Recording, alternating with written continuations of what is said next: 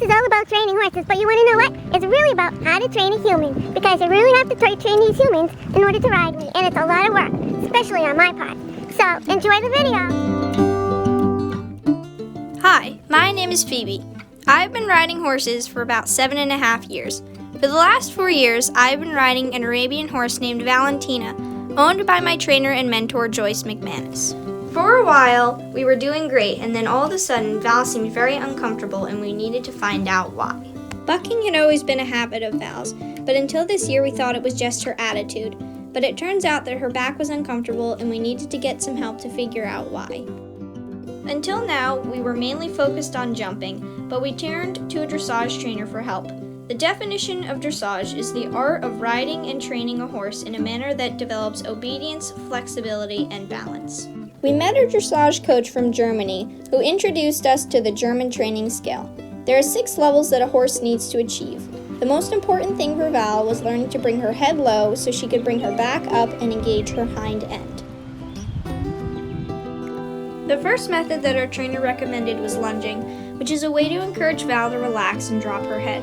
There are multiple methods to use while lunging, such as Vienna reins and side reins. For this video, you'll see that we just attached a rope to the halter.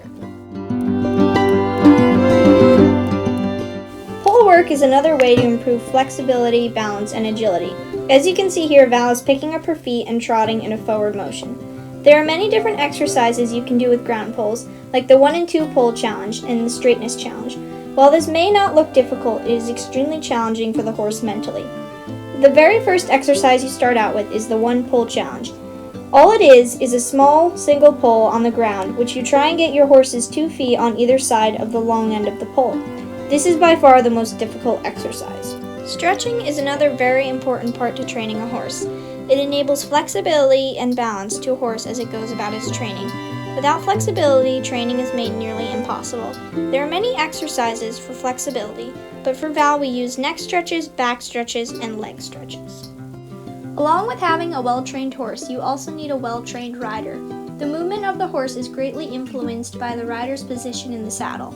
When it comes to your position in the saddle, there are many different theories. Our method was developed by elite rider Mary Wainless, who goes to great lengths to explain the biomechanics of riding. She explains when you sit in the saddle, your shoulders, hip, and heel should all align, giving you what she calls a martial arts stance. There are many different saddle types, but as you'll see in most of this video, I'm riding in a dressage saddle, which helps maintain a balanced position. Interestingly enough, steering a horse mostly comes from your seat, instead of the reins, as many would think. Val's training still has a long way to go, so this film is just a small piece of what we are trying to achieve. Most of the changes are not that noticeable to the untrained eye, but are huge improvements from what we were doing in the past. I discovered that horse training is an endless journey that is not only beneficial but builds a bond between a horse and its human.